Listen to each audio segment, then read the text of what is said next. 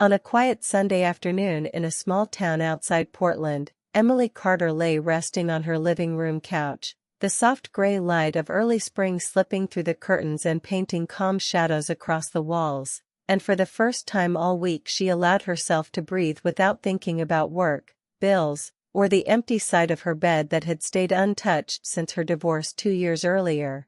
At 42 she had learned how to carry strength in silence, how to smile at customers in the bookstore she managed, how to attend neighborhood barbecues without feeling the weight of being alone, but that day the house felt unusually still, as if time itself had paused to listen to her thoughts, and just as she closed her eyes, hoping to drift into a short nap, a firm knock echoed through the hallway, not loud enough to alarm her yet strong enough to pull her upright in surprise. She frowned because no one ever visited without texting first, and as she walked toward the door her mind ran through possibilities, maybe a delivery, maybe her friend Laura, maybe a neighbor needing help, but when she opened it she found Ryan Mitchell standing there, her next-door neighbor's son, rain clinging lightly to his dark jacket, his tall frame tense, his blue eyes serious in a way she had never seen before. Emily had known Ryan since he was 16, a polite kid who used to mow his mother's lawn and wave shyly whenever she stepped outside,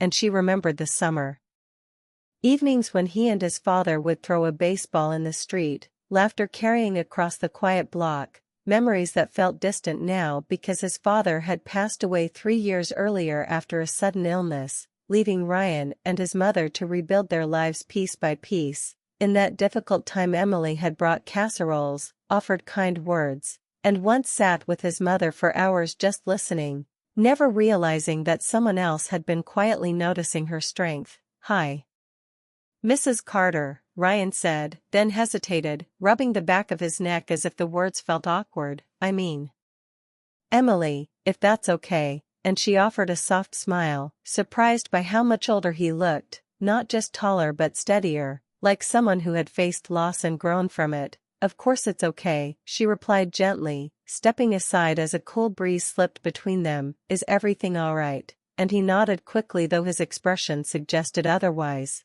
glancing down the street before meeting her eyes again. "Can I talk to you for a few minutes?" And there was something in his voice that carried both courage and fear, the kind that comes when a person has rehearsed a speech 100 times but still doubts the ending. Emily hesitated only briefly before inviting him in, unaware that this simple choice would shift something inside her that she had carefully kept guarded, and as he stepped into the familiar warmth of her home she noticed how respectfully he removed his shoes, how carefully he looked around as if memorizing the space, and she led him to the kitchen where the scent of chamomile tea lingered in the air. The rain began to fall harder against the windows, filling the silence between them as they sat across from each other at the small wooden table where she usually read novels in the evening, and she studied him quietly, realizing that the boy she once saw racing down the sidewalk had become a man with thoughtful pauses and steady hands. Ryan clasped his fingers together, then released them, drawing in a slow breath as if preparing to jump into deep water. And Emily felt a strange tightening in her chest, not fear but anticipation, because she sensed that whatever he had come to say was important. Outside, a car passed slowly through the wet street, tires humming against asphalt, and inside the house the clock ticked louder than usual, marking seconds that felt stretched and fragile. "I won't take much of your time," he began, his voice low but clear, and she noticed how carefully he chose each word, how he avoided rushing even though nervous energy lingered in his posture. She reassured him with a calm nod, though her mind raced with questions. Was his mother okay? Was he in trouble? Was he moving away? And the thought of him leaving brought an unexpected flicker of sadness she couldn't explain. He looked at her then with a mixture of gratitude and determination, as if the years of being neighbors had built something invisible yet strong between them, and Emily suddenly became aware of her own heartbeat. Steady but louder than before, sensing that the quiet afternoon she had planned would not return the same way once this conversation ended. She realized in that moment that life rarely announces change with dramatic music or flashing lights. Sometimes it arrives in the form of a simple knock, a familiar face at the door, and a young man standing on the edge of a confession that neither of them fully understood yet. And as the rain continued to fall and the world outside carried on unaware, Emily felt the calm balance of her carefully arranged life begin to shift, not in chaos but in subtle, undeniable motion, as if fate itself had decided that this quiet Sunday would mark the beginning of a story she never expected to live. Ryan sat across from Emily at the small kitchen table while rain tapped steadily against the window, and for a moment neither of them spoke. The silence thick with thoughts he had clearly carried for a long time, and she noticed the way his jaw tightened as if he were holding back words that refused to stay quiet any longer. He finally cleared his throat and told her he was moving to Seattle the following week for a new job opportunity, and although she smiled warmly and congratulated him, something in his tone told her that was not the real reason he had knocked on her door that afternoon. He nodded slowly, staring at his hands before lifting his eyes to meet hers with a seriousness that made her sit straighter in her chair, and he said he did not want to leave town without saying something important, something he had been thinking about for years but never had the courage to speak aloud. Emily felt her heartbeat shift, not faster exactly but heavier, as if it understood before she did that this conversation would not be simple. Ryan began talking about the time after his father passed away, how the house next door felt empty even when people were inside it, how grief made everything seem distant and cold, and how during that dark period he often noticed Emily's quiet kindness, the way she would check on his mother, the way she brought over homemade meals without making a big deal about it, the way she treated him not like a broken kid but like someone strong enough to survive pain. He said those small acts meant more than she probably realized, that seeing her steady and calm helped him believe that life could still feel normal again. Emily listened with soft eyes, remembering those months clearly, remembering how young he had looked standing beside his father's hospital bed, and she felt a wave of compassion rise in her chest. But Ryan did not stop there, and his voice lowered as he admitted that over time his feelings had changed, that admiration slowly turned into something deeper and more confusing, something he tried to ignore because it did not seem practical or appropriate, yet no matter how much he pushed it aside it kept returning. Emily blinked in surprise, her breath catching as she realized where his words were leading, and she shifted slightly in her chair, unsure how to respond but unwilling to interrupt his honesty. He explained that he respected her too much to treat his feelings lightly, that he had spent years questioning whether what he felt was simply gratitude or something stronger, and that the more he matured, the clearer his emotions became. He said he saw her not just as the neighbor who had been kind to his family but as a woman who was intelligent, warm, and quietly brave, a woman who deserved to be admired openly. The rain outside seemed louder now, echoing the intensity in the room, and Emily felt heat rise to her cheeks because no one had spoken about her in that way for a very long time. After her divorce she had convinced herself that romance belonged to a chapter already closed, that stability mattered more than excitement, and that keeping her world small was safer than risking another heartbreak.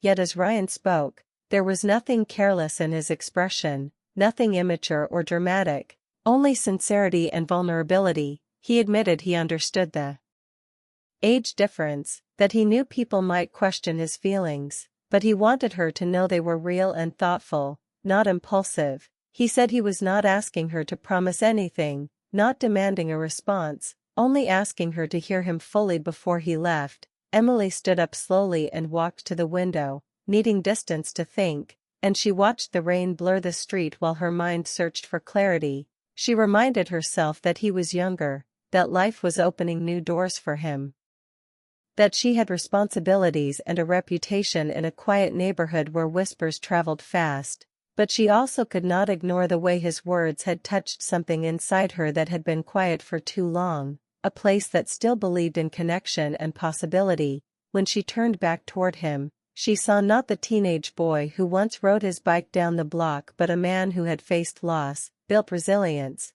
and chosen honesty over silence. She told him gently that his words surprised her, that she had never imagined he felt that way, and that part of her felt protective because she did not want him confusing gratitude with love. He shook his head softly and said he had thought about that more than she could know, that time had tested his feelings and they had not faded. His calm confidence unsettled her in a quiet way because it forced her to look at her own heart honestly. She admitted she had been lonely at times, that rebuilding after divorce was harder than she showed the world, and that being seen again felt both comforting and frightening. Ryan listened carefully, never interrupting, and she appreciated that maturity more than grand romantic words. The air between them felt fragile yet respectful, charged but not reckless, and Emily realized this moment was not about impulse but about truth. She finally told him that feelings deserve patience, that rushing into something uncertain could damage what was sincere,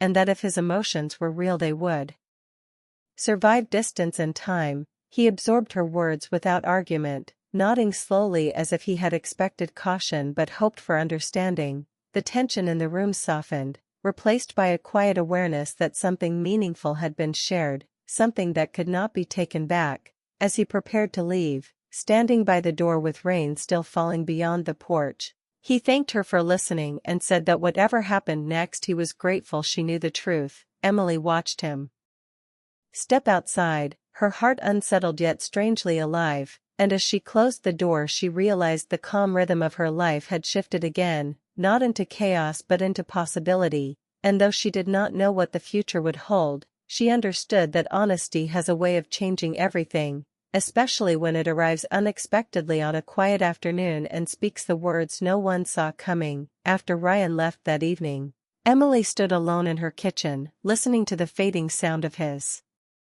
footsteps on the wet pavement, and the house that once felt peaceful now felt different, charged with thoughts she could not silence. She cleaned the untouched teacup from the table, wiped the counter slowly, then sat down again as his words replayed in her mind with sharp clarity, and for the first time in years she allowed herself to admit that someone had looked at her not with pity, not with casual politeness, but with sincere admiration. She tried to reason with herself, reminding her heart that he was starting a new life in Seattle, that she was older and had already walked through love and loss, that small towns remember everything and neighbors talk, yet logic did not fully quiet the warmth she felt when she remembered the steady way he spoke. The next few days passed quickly as she returned to work at the bookstore, recommending novels to customers, organizing shelves, smiling through conversations. But every so often her thoughts drifted to the house next door where moving boxes now stacked against the garage, and she found herself watching from her window as Ryan carried furniture into a rental truck, his movements focused yet thoughtful, and once their eyes met across the lawn and neither looked away immediately. The night before he left, she debated sending a message but decided against it, wanting to protect both of them from rushing into emotion, and instead she wrote in her journal, something she had not done in months, admitting on paper that part of her felt seen again in a way she had quietly missed. The morning he departed, she stepped outside under the soft sunlight and wished him well with a calm voice, and he thanked her with a look that held both hope and acceptance, promising nothing yet leaving everything unsaid. When his car disappeared down the street, Emily felt an ache she had not expected, not dramatic but steady, like a song that lingers after the music stops. Weeks passed, and life in the neighborhood returned to routine, yet there was an empty space next door that reminded her of change, and one evening her phone buzzed with a simple message from Ryan saying he had arrived safely and that Seattle was beautiful but busy. She replied politely at first, asking about his apartment and his new job, keeping her tone friendly but measured, and their conversations remained light for a while, filled with updates about bookstores and coffee shops, about rainy days in Washington and quiet evenings in Oregon. As months moved forward, the messages grew longer, deeper, more personal, and he spoke about the challenges of adjusting to a larger city, about missing familiar streets, about thinking of home when he passed waterfront views at sunset. She shared her own struggles, small victories at work, the loneliness that sometimes returned late at night, and she noticed how naturally their words flowed without pressure. Still, she guarded her heart carefully, reminding herself that distance can make feelings feel stronger than reality. And she encouraged him to explore his world fully, to build friendships, to focus on growth. He respected her advice, never pushing, never demanding reassurance, and that patience touched her more than grand declarations could have. There were evenings when she would read his messages twice before replying, smiling softly at the thought that someone miles away considered her important, yet doubt lingered too, whispering that she should not step into something uncertain, that she had already rebuilt her life once and did not want to start over again. She confided in her close friend Laura, who listened quietly before saying that sometimes life offers second chances in unexpected forms, and that maturity is not measured by age but by intention. Those words stayed with Emily as winter approached and the air turned colder, and though Ryan's life in Seattle seemed to grow busier with projects and responsibilities, his consistency never faded. He called occasionally, his voice warm and steady, and hearing him laugh made her realize how much she had missed simple companionship. Still, she avoided labeling what was forming between them, choosing instead to let time reveal truth. On lonely nights she would stand by her bedroom window looking at the empty driveway next door, wondering if he still felt the same or if distance would slowly soften his emotions. But each time doubt surfaced, another thoughtful message arrived. Another reminder that his feelings were not based on proximity but on something deeper. She began to understand that what unsettled her most was not his age or the opinions of others but the vulnerability required to trust again. Love had once left her cautious, and now she stood at a crossroads between safety and possibility. Spring slowly replaced winter, and with it came clarity she did not expect. Her feelings had grown too, not suddenly but steadily, shaped by conversations built on respect and patience. She realized she no longer saw him as the neighbor's son but as a man who had chosen honesty over silence and consistency over impulse. Yet she still wondered whether real life, shared space, and daily routines would feel the same as long-distance conversations filled with hope. As she closed the bookstore one quiet evening and walked home beneath blooming trees, her phone vibrated with a new message from Ryan saying he had something important to discuss soon. Something about a decision that could change everything,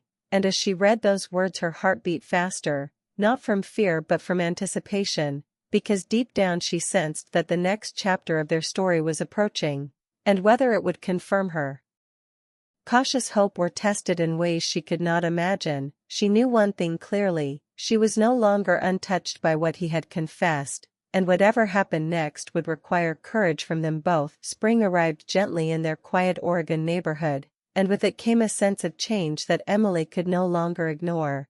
Nearly a year had passed since Ryan moved to Seattle, and in that time their connection had grown through steady conversations, late-night calls, shared laughter, and honest confessions about fear and hope. Yet she still wondered whether feelings strengthened by distance could survive real life. And one bright Saturday afternoon, as she arranged fresh flowers near her living room window, there was a knock at her door that felt both familiar and unexpected, and when she opened it, her breath caught as Ryan stood there with a calm smile, sunlight behind him instead of rain this time, his posture confident yet humble, his eyes carrying the same sincerity that had first shaken her heart. For a moment neither of them spoke, the silence filled not with tension but with recognition. And he finally said he had accepted a job offer back in town, explaining that the decision was about more than her, that he had missed the slower pace, the sense of belonging, the streets where he had grown up,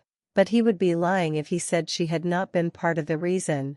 Emily felt warmth spread through her chest, not the rush of fantasy but the steady reassurance of something tested by time, and she invited him inside where the house no longer felt heavy with uncertainty but open to possibility.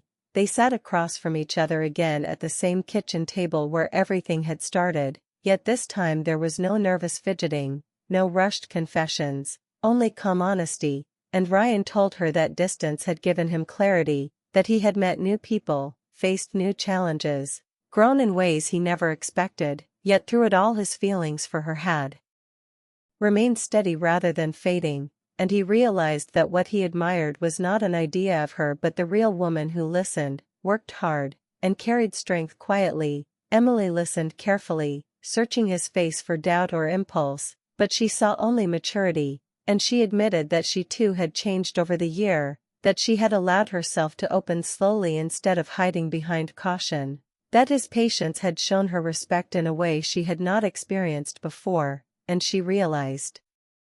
Her fear had softened into trust. Still, she spoke clearly about the importance of moving forward carefully, about blending lives with thought rather than rushing into promises, and Ryan agreed without hesitation, saying he wanted partnership built on understanding, not pressure. Their conversation flowed easily, touching on practical realities, neighbors' opinions, family reactions, future goals.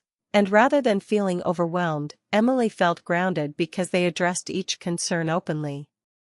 She knew some people might question their age difference, might whisper out of curiosity, but she also understood that happiness cannot be measured by outside judgment, only by honesty within. As they talked, sunlight filled the kitchen, replacing the memory of that rainy afternoon long ago, and she noticed how natural it felt to laugh with him in the same room instead of through a phone speaker. He did not reach for her dramatically, did not try to turn the moment into something cinematic. Instead, he simply asked if she was willing to explore what they could become, step by step, and she appreciated that simplicity more than grand gestures. Emily thought about her past marriage, about how quickly things once moved without enough conversation, and she recognized how different this felt, calmer, wiser, built on friendship first. She realized that love at her age was less about butterflies and more about peace, about choosing someone who sees your scars and stays. And when she looked at Ryan, she saw a man who had grown through grief, distance, and self-reflection, not someone chasing excitement but someone offering commitment. She took a slow breath and told him she was ready to try, not blindly but bravely, and the relief in his eyes spoke louder than any dramatic declaration. Outside, the neighborhood remained quiet, unaware that inside her modest home two people were choosing to trust what time had strengthened. The following weeks unfolded gently as they began spending evenings together, walking through local parks, cooking simple dinners, sharing stories about work, and each shared moment confirmed that their connection was rooted in respect rather than fantasy. Emily introduced him to close friends who, after initial surprise, recognized the sincerity between them, and even his mother, after thoughtful conversation, admitted she had seen the admiration in her son's eyes long before he spoke it aloud. Challenges did not disappear completely, but they faced them together with communication instead of secrecy, and that transparency built confidence. One evening, as they stood on her porch watching the sun set over the quiet street, Ryan thanked her for not dismissing his feelings a year earlier, and she smiled softly, replying that sometimes life asks for patience before giving answers. She realized that what began as a surprising knock had become a lesson in courage, that love does not always arrive according to expectations but often through growth and timing. And as she slipped her hand into his, not in desperation but in choice, she understood that the most powerful stories are not loud or reckless but steady and earned. In that calm spring air, Emily felt something she had not felt in years, not just attraction or excitement, but peace, and she knew that whatever the future held, they had built their beginning on honesty, respect, and the willingness to let time reveal the truth. And that quiet certainty was more beautiful than any dramatic ending she could have imagined.